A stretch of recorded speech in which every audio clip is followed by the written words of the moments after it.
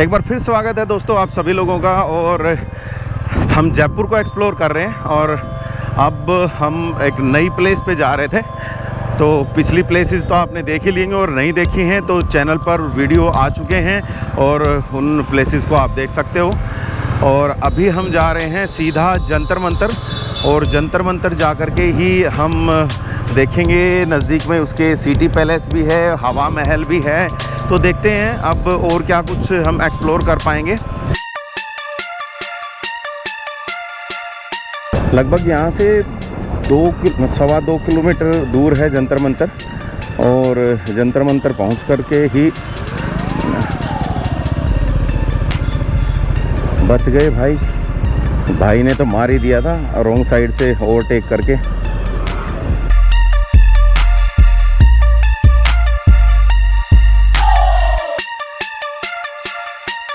तो भाई ये वाला रास्ता है और 2.25 किलोमीटर के आसपास दिखा रहा है।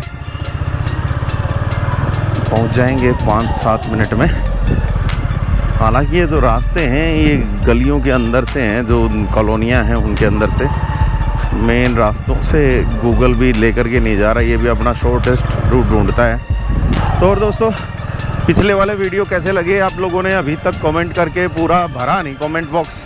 फटाफट से कमेंट बॉक्स को भर दो यार, क्योंकि आप लोग कमेंट करेंगे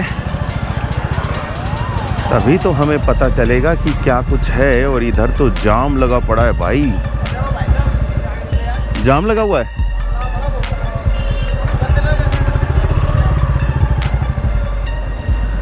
ये इधर से जाम लगा पड़ा है भाई, और दूसरे रास्ते से बता रहे हैं भाई लोग, तो इधर वाले से चल पड़ेंगे। अब ये जाम कितना लगा पड़ा है ये नहीं पता, लेकिन जैसे बताया जाम लगा पड़ा है और इन लोगों ने भी अपना रूट जो है वो बदल दिया। तो अब हमारा गूगल भी जो है वो रूट को शायद बदल देगा, नया रूट ले लेगा। हाँ, नया रूट ले लिया उसने भी। तो आई थिंक आज जन्माष्टमी है तो कहीं ना कहीं कोई ना कोई मेला वेला कुछ ऐसा भरा होगा जिसकी वजह से ये सारा कुछ हो रहा है। और जाम भयंकर लग रहा है, और मुझे तो लग रहा है कि इधर भी जाम है। और अगर इधर भी जाम मिलता है तो भाई फिर वापस ही चलेंगे, वापस जा कर के और मेन रोड पकड़ेंगे फिर जहाँ से आए थे।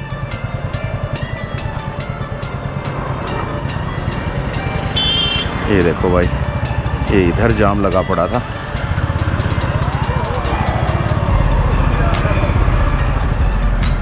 और ये देखो भाई कितने सारे ऑटो चल रहे हैं इस रोड के ऊपर से। भयंकर बाढ़ आई हुई ऑटो की। तो हमको इधर जाना है भाई, इधर से निकलेंगे। भाई अजीब से रास्तों से लेकर के आ रहा है गूगल, पता नहीं पहुंचाएगा कि नहीं पहुंचाएगा, कई बार डाउट हो जाता है। हालांकि मैंने गूगल मैप पे देखा है डेस्टिनेशन तो ठीक ठाक सा ही दिखा रहा है, लेकिन ये पहुंचाएगा कैसे यहाँ से इन छोटे छोटे रास्तों से समझ नहीं आ रहा। इधर तो भाई जन्माष्टमी का ज़बरदस्त क्रेज है, अलग अलग जगहों पर जो स्टॉल टाइप से लगा करके और पूरा झांकियाँ सजा रखी हैं। अभी किधर से जाएं भाई, सीधा जाने का है कि नहीं है।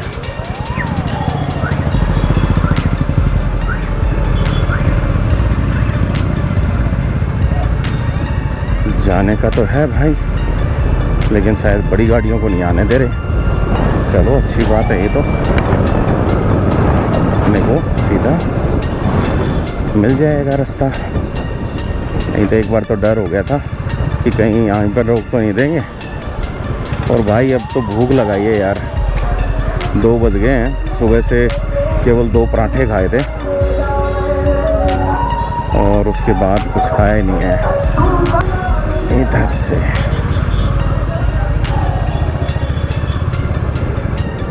यहाँ कोई बड़ा मंदिर है शायद, तो इसी। ये तो आगे रास्ता बंद कर रखा है भाई, क्या करें।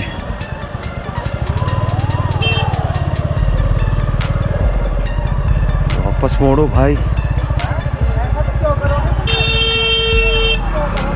दूसरे वाला रोड लेंगे भाई।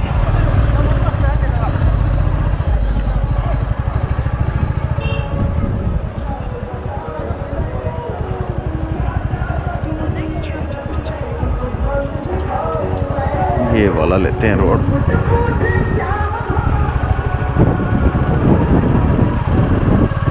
एक बार फिर से हवा महल के आगे से निकलना पड़ेगा अपने को, क्योंकि उधर से रास्ता बंद था। जन्माष्टमी के अवसर पे पूरा का पूरा सब कुछ बंद कर रखा है, रास्ता वास्ता। अब कभी जंतर मंतर ना बंद कर रखा हो और खुला होगा तो भी भाई कितनी भीड़ होगी देखनी पड़ेगी। अगर ज़्यादा भीड़ होगी तो भाई शायद नहीं जाएंगे फिर। भाई जैसे तैसे गलियों में से घूम कर के पहुंचने की कोशिश कर रहे हैं हम जंतर मंतर तक, लेकिन पहुंच पाएंगे या नहीं पहुंच पाएंगे इस बात का कुछ गारंटी नहीं है। हाँ, लेकिन आज क्योंकि जन्माष्टमी है तो ज़बरदस्त भीड़ लगी पड़ी है। इधर से कहीं से रास्ता होगा तो देखते हैं।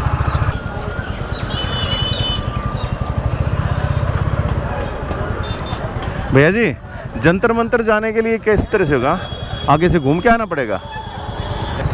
लीजिए भाई, पूछा है, अब घूम के आना पड़ेगा। रास्ते बहुत सारे बंद कर रखे हैं आज जन्माष्टमी के अवसर पर। इधर कोई बड़ा मंदिर है शायद, तो वहाँ पर मेला वेला लगा है, इसीलिए उधर वाला रास्ता भी बंद था। अब थोड़ा सा आगे से घूम के आएंगे, ज़रा आगे से कहाँ से रास्ता मिलेगा ये देखना पड़ेगा। ये बीच में से जितने भी कट हैं ये भी बंद कर रखे हैं इन्होंने, ये वाला भी बंद है। चलो भाई और आगे चलो।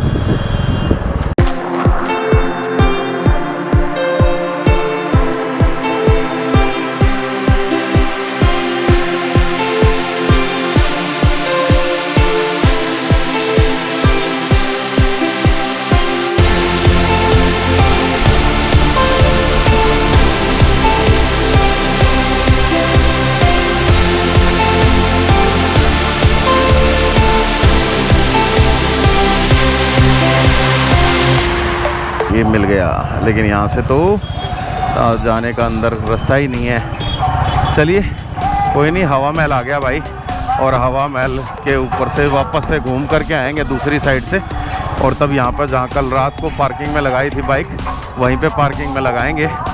और बाहर शोर बहुत है यार, इतने सा लाउड स्पीकर लगा रखे हैं। लेकिन सबसे पहला काम ये करेंगे, हम कुछ खाएँगे क्योंकि भूख लगी है ज़बरदस्त, और भूख के मारे अब पेट में चूहे जो है ना ऐसे दौड़ रहे हैं, बिल्कुल हालत ख़राब हो चुकी है। थोड़ा अच्छे से ठंडा ठंडा पानी पियेंगे, कहीं पे मिल जाएगा तो। और ये लो भाई, एक बार फिर देख लो दिन का नज़ारा।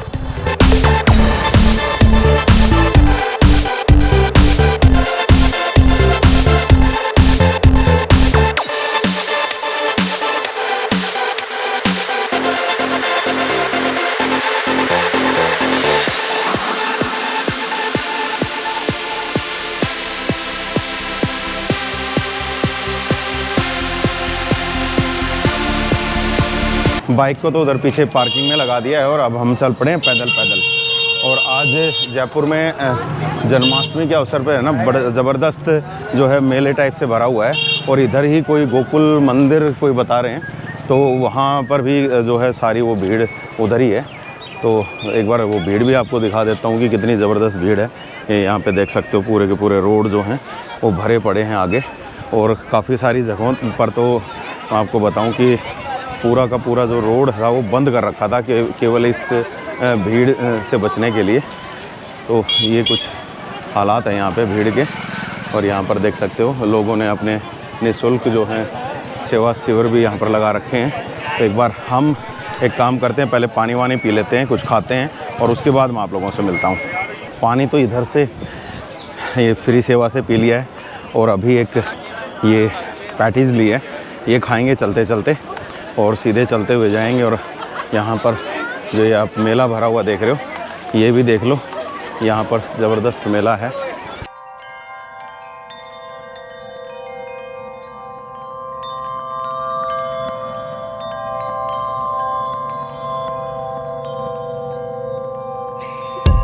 अब यहाँ से ही पहुँचेंगे जंतर मंतर, और इधर नगर निगम जयपुर हेरिटेज का यहाँ पर कार्यालय है भाई। और बहुत सारी जो हैं स्टॉल्स वगैरह भी लगी पड़ी हैं।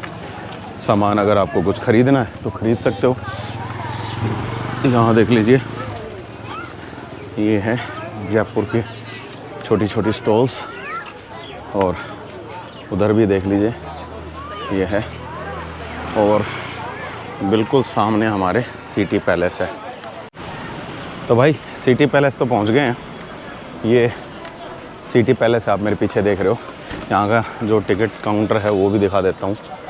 ये देखिए, यहाँ से ये सिटी पैलेस है, इधर एंट्री है। सवाई मानसिंह द्वितीय का जो संग्रहालय है वो भी यहाँ पर है, और यहाँ पर आपको दिखा देता हूँ टिकट के रेट्स क्या हैं। तो टिकट के रेट्स ये कुछ इस तरीके से हैं। स्क्रीनशॉट ले लीजिएगा जिनको बाद के लिए रखना है। और इधर से टिकट मिलेगी। भाई बाहर ही सोवेनियर भी लेकर के बैठा हुआ है, किसी को चाहिए तो वहाँ से ले भी सकता है। हालांकि छोटी सी शॉप है उसकी। सिटी पैलेस का ये जो दूसरा गेट है भाई, यहाँ से एंट्री नहीं है, केवल यहाँ से एग्ज़िट है। और ये दूसरे जो यहाँ पर और दूसरे जो जगह हैं इसी के पार्ट हैं। और ये वाला उधर मेन रोड की तरफ गेट निकल जाता है। और जो ये वाली जो जगह है, ये वाली जगह जो है वो है जंतर मंतर।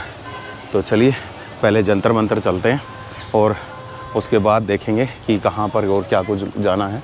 तो सबसे पहला काम है जंतर मंतर, तो चलिए वहीं चलते हैं। बिल्कुल सामने वहाँ जंतर मंतर है, मेन गेट दिखाई दे रहा है। अब देखना है टिकट काउंटर कहाँ से है। टिकट लेके अंदर चलेंगे। यहाँ से भी एंट्री है? नहीं, शायद यहाँ से एंट्री नहीं है, एग्ज़िट है।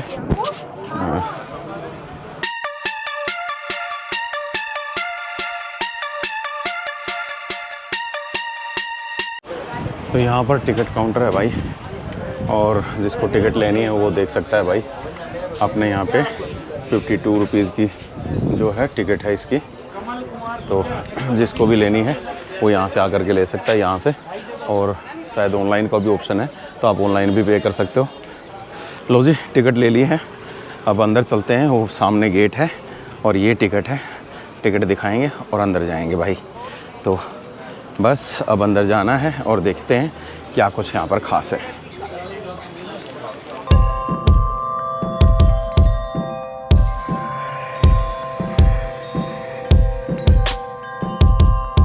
एंट्री हो गई है और जंतर मंतर यहाँ से ही शुरू हो जाता है, लेकिन हम सीधा लास्ट वाले पे जाते हैं ताकि एक प्रोसेस से हम यहाँ पे पूरा घूम सकें।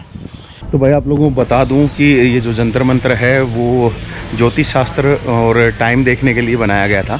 और इसमें काफ़ी सारी अलग अलग तरह की चीज़ें हैं, जिसमें सूर्य कहाँ पर है, चंद्रमा कहाँ पर है और कौन सी राशि में वो पड़ता है, वो सारी चीज़ें देखने के लिए बनाया गया था। और इस तरह की जो मशीनें हैं वो मशीनें बनाई गई हैं।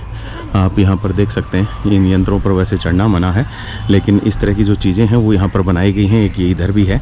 और सूरज की और चाँद की जो रोशनी जब गिरती है इनके ऊपर, तो उससे अंदाज़ा लगाया जाता है कि किस तरह की जो स्थिति उन ग्रहों की है और कौन सा जो चंद्रमा सूरज है वो कौन से ग्रह नक्षत्र में वो चल रहा है। और आप लोगों को मैं ये भी बता दूं कि जो टाइम देखने के लिए भी जो ये मशीनों को यूज़ किया जाता है, तो समय भी जो दिन का किस टाइम पर क्या समय हुआ है, तो वो सारी चीज़ें यहाँ पर पता चलती हैं।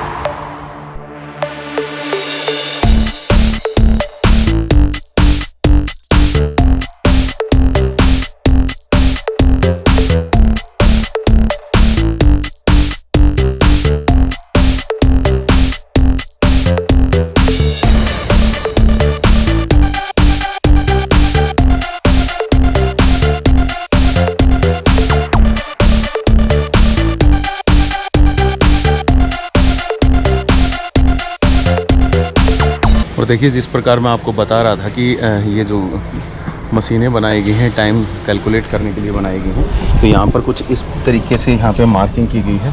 और एक वहाँ पर जो आप देख पा रहे हो वो बिल्कुल सामने जो आर्क के टाइप का जो वो है उसके ऊपर भी कुछ मार्किंग है। और जो सूरज की रोशनी है वो जो इस दीवार की रोशनी इस आर्क के ऊपर जिस प्रकार से गिरेगी तो उस प्रकार से ही जो है वो चीज़ों का पता लगाया जाता है। आधा आर्क एक तरफ है और आधा दूसरी तरफ है, तो उसी के अकॉर्डिंग ही इनके ऊपर ये जो निशान हैं ये वाले ये बनाए गए हैं और ये लंबी दूर तक निशान है।